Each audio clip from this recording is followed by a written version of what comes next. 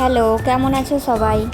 আজ একটা অন্য ভিডিও নিয়ে এলাম, mango shake recipe. Mango shake বানানোর জন্য প্রথমে আম লাগবে। আমগুলোকে যেমন ইচ্ছে কেটে নেবে।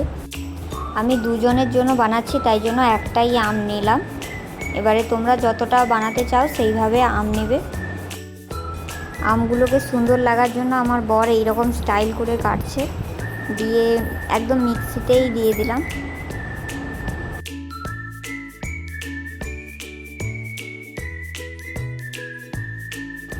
তারপর স্বাদের জন্য পরিমাণ মতন গুড়, আমরা গুড় দিয়েছি, কেউ চিনি চাইলে চিনিও দিতে পারো।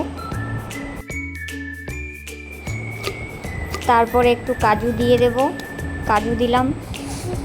তারপর একটু কয়েকটা খেজুর দিলাম। তারপর পরিমাণ মতন দুজনের জন্য দুধ দিলাম।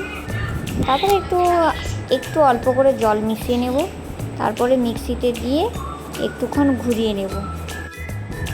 এরপর আমাদের মিল্ক শেক রেডি। কেমন হয়েছে জানাবে অবশ্যই।